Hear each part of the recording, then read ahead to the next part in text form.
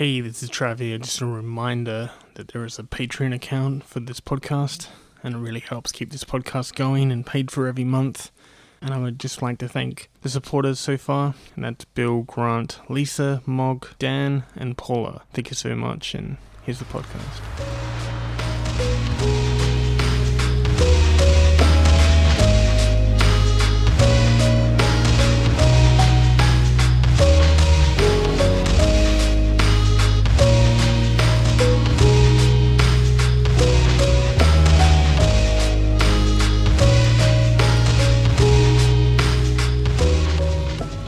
Hey, welcome to episode 158 of Tales from the Mine Boat, the slow-moving seaside carnival boat ride inside the early morning misty fog of my mind. This is Trav Nash speaking, and thank you very much for listening to this episode. It really does mean a lot to me. And today's show is all about hard rubbish, things that people discard, and that maybe I found something that I wasn't supposed to find. It's an interesting show, and all you need to do is sit back, relax, consider how lucky you are as we set sail.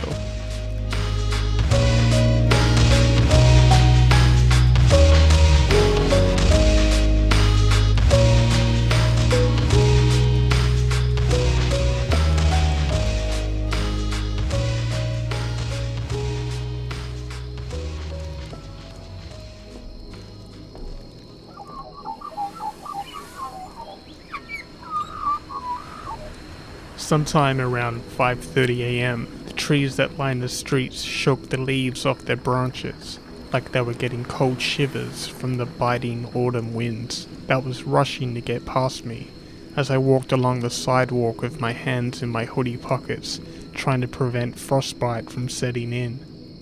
A possum realized if he stayed in the tree any longer, he was at risk of being exposed, as more leaves detached from the brittle branches and plummeted elegantly to join the rest of the now almost completely covered sidewalk.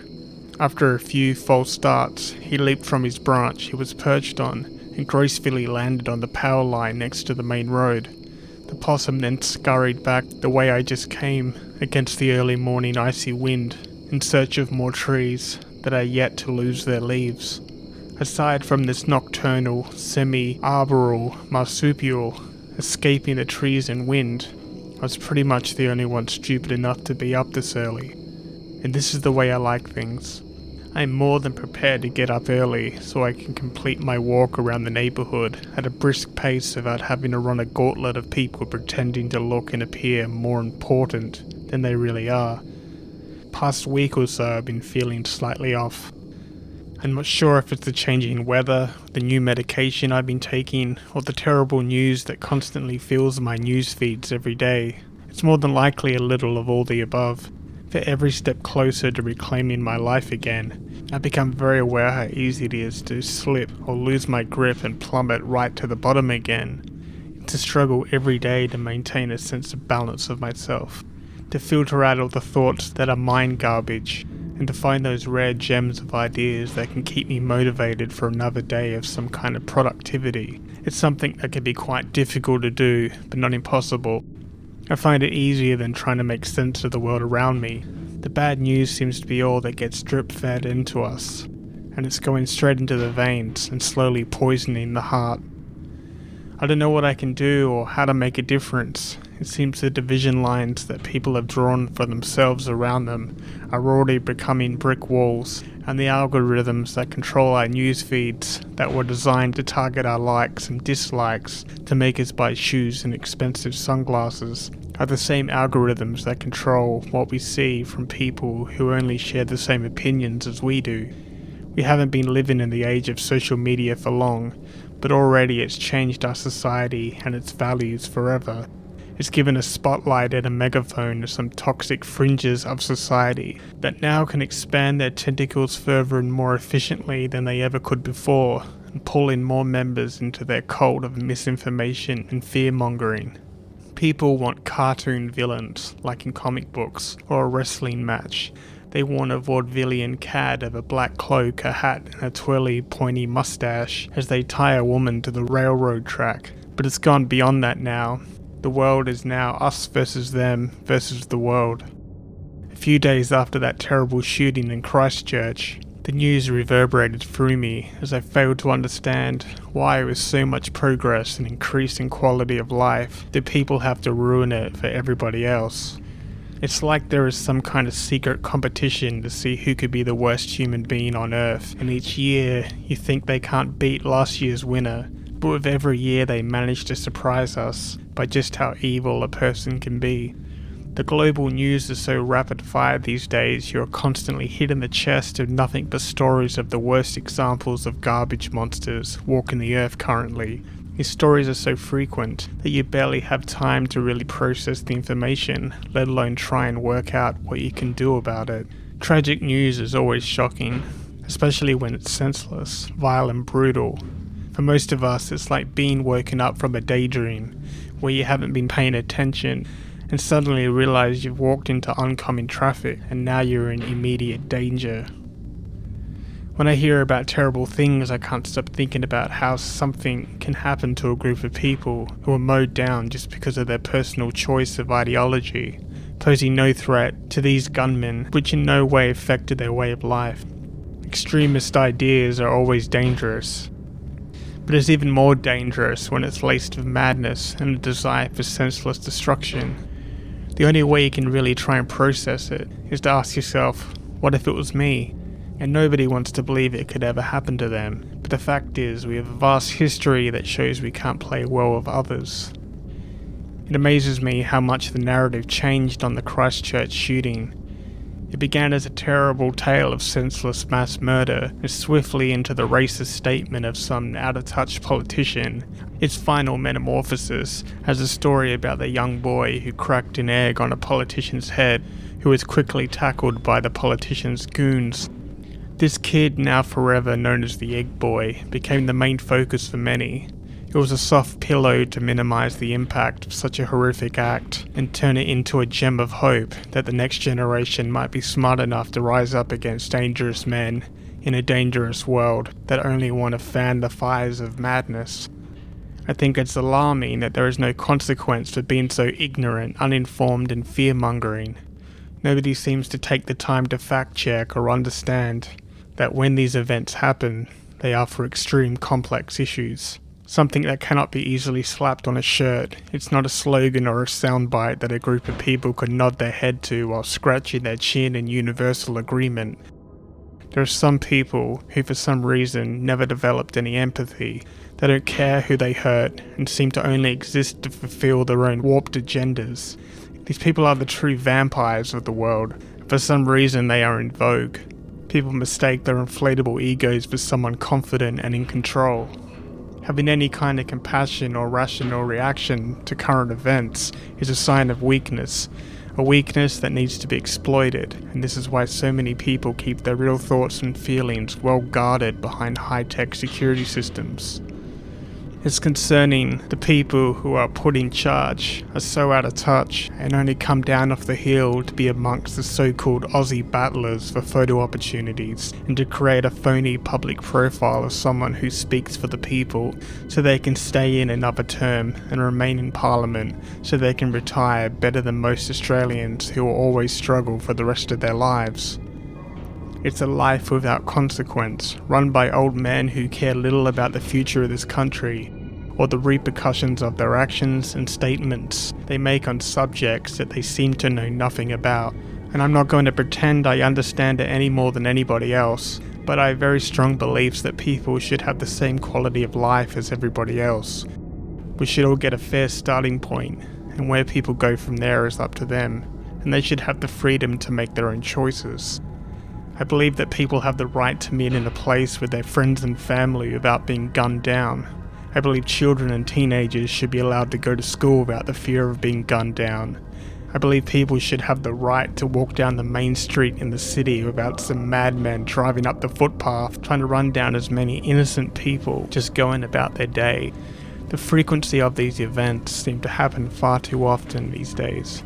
We are not at war and live in a relatively peaceful society, and our taxes should go towards basic human services to keep us safe, educated and healthy. I don't think it's too much of a radical idea, and surely we would all benefit, not only in the present, but for the foreseeable future.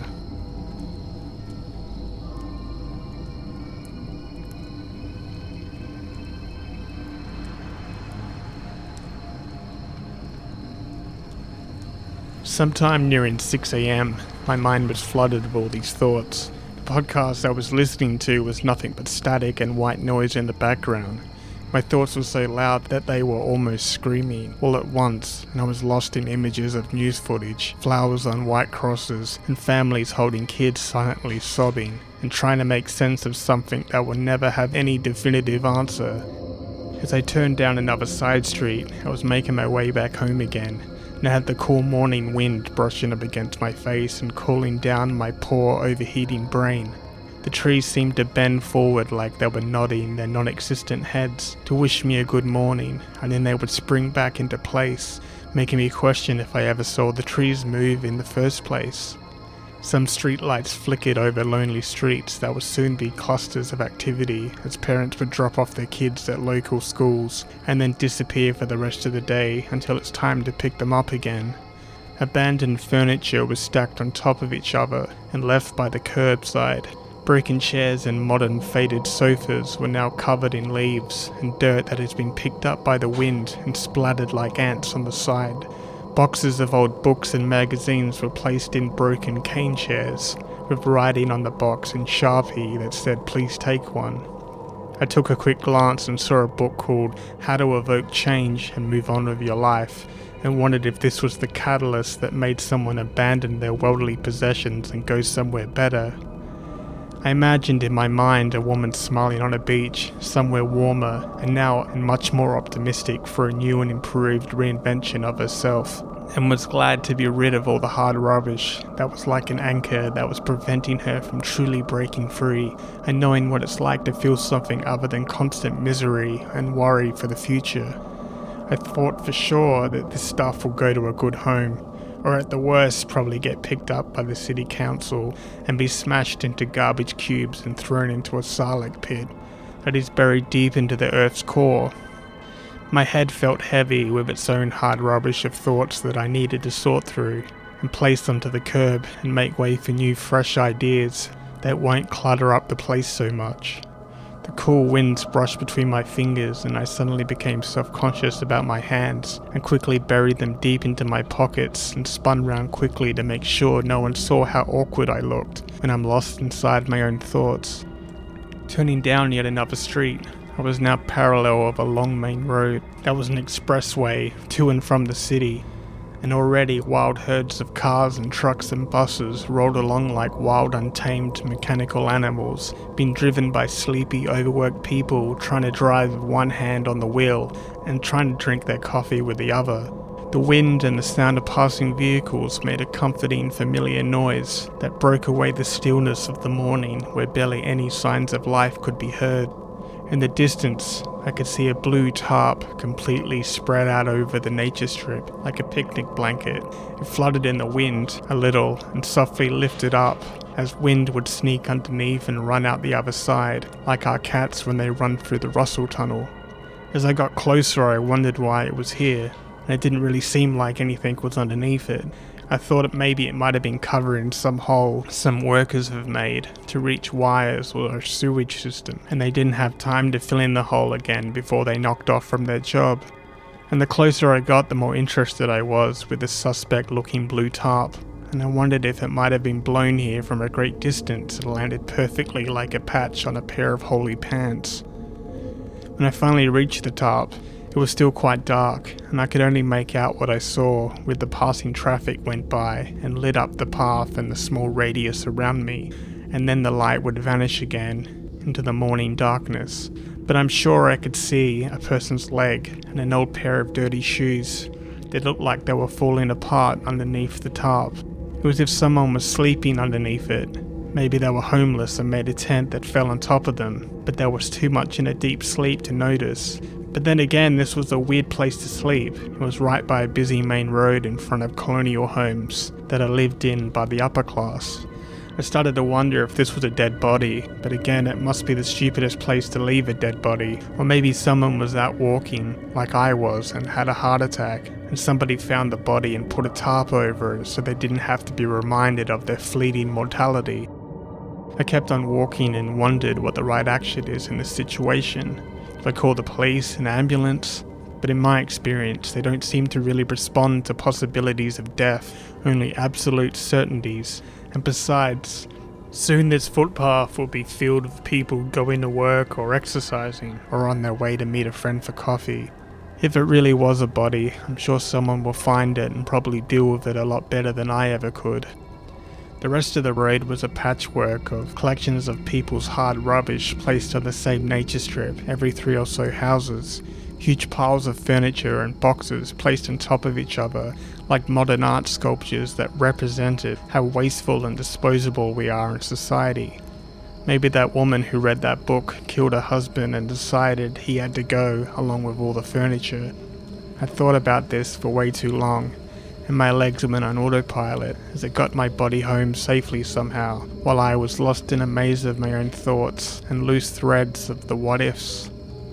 Try as I might, I would never understand what's really going on out there in the darkness and cool of the morning air.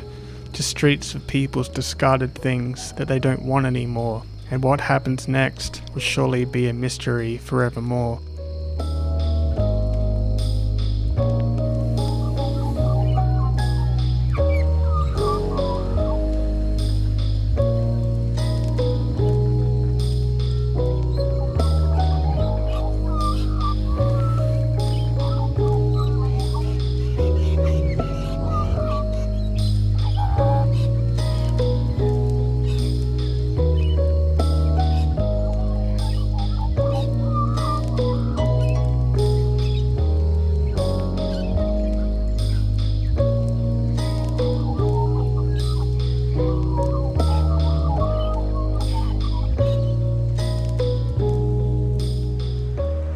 So that's it for another week. Thank you very much for listening to this episode. I really do appreciate it. And thank you for getting to this point and not bailing out of my rambling writing. I really do appreciate it. And if you like this episode, well, there is over 150 episodes ready for you to listen, to climb aboard. They're pretty short, 20 minutes or 30 minutes or so. You can listen to them anywhere, anytime, any place within your lifetime. And all you need to do is like and subscribe on the very device you're using. Leaving a 5-star review on iTunes if this is where you're listening to it on would really help me out. It's available on Stitcher and Spotify or wherever you get podcasts. If you could retweet this on Twitter or share it on your social media or recommend it to someone just by using your words, I'd really appreciate it, and you'd be ultra amazing.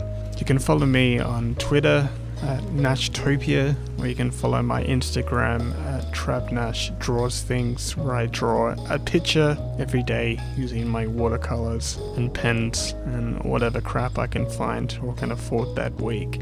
Theme music for this podcast is composed by Tim Witt, and you can listen to his music right now just by searching for his name, Tim Witt, on SoundCloud. You can listen to a vast array of tracks that he's put together and remixes. You can also find 2 of his albums on Bandcamp, where you can pay what you want for some pretty amazing pieces of music. If you're into DJ Shadow or the Avalanches, then I think you'd be totally down with what he's putting out there. I guess that's it for another week. Thank you very much again. I can't thank you enough for listening to this episode, and thank you for the kind words that I've been receiving lately. I'm glad that it reaches people. There's some time to where I question if this is worth it, but there seems to be reaching a lot more people than I ever have, and I'm truly grateful. Maybe I say it so many times that it loses its impact, but I truly am.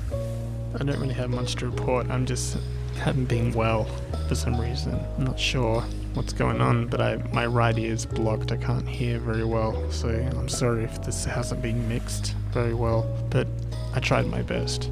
But I hope you're okay. You're doing well. You have a good week, and you stay safe. Until next Monday. Peace.